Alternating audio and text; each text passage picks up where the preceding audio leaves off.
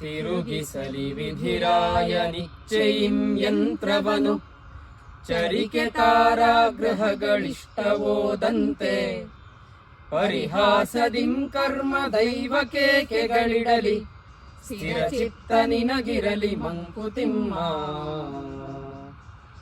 ಪ್ರಮೋದ, ಈ ವಿಧಿರಾಯ ಅನ್ನೋನು ಜೀವನ ಚಕ್ರನ ನಿಯಂತ್ರಿಸ್ತಾನಂತೆ. ಹೌದು, ಅವನಿಗೆ ಇಷ್ಟ ಬಂದಂಗ್ ತಿರ್ಸ್ಕೊಳ್ತಾನಂತೆ. ಅಷ್ಟಲ್ದೆ ನಮ್ಮ ಜೀವನ ಹೇಗ್ ನಡಿಬೇಕು ಅನ್ನೋದಕ್ಕೆ ತಾರಾಗ್ರಹಗಳೆಲ್ಲ ಓಡಾಡ್ತಾ ಇರ್ತಾವಂತೆ. ಅವುಗಳು ಹೇಗ್ ಬೇಕೋ ಹಾಗೆ ಓಡಾಡ್ಲಿ. ಏನ್ ಚಂದ್ರು?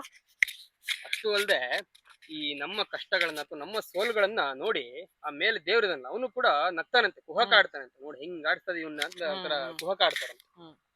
ಇಷ್ಟೆಲ್ಲ ಆಗ್ತಾ ಇದ್ರು ನಾವು ಮಾತ್ರ ಯಾವುದಕ್ಕೂ ವಿಚಲಿತರಾಗದೆ ನಮ್ಮ ಜೀವನವನ್ನ ನಡೆಸ್ಕೊಂಡು ಹೋಗ್ತಾ ಇರ್ಬೇಕು. ಶ್ರೀಕೃಷ್ಣ ಭಗವದ್ಗೀತೆನಲ್ಲಿ ಇದನ್ನೇ ಹೇಳಿದಾನೆ, ದುಃಖೇಶು ಅನುದಿಗ್ನ ಮನಾಹ ಸುಖೇಶು ವಿಗತ ಸ್ಪೃಹ ವೀತರಾಗ ಭಯಕ್ರೋಧ ಸ್ಥಿತಧೀರ್ ಮುನಿರುಚ್ಯತೆ ಅಂತ.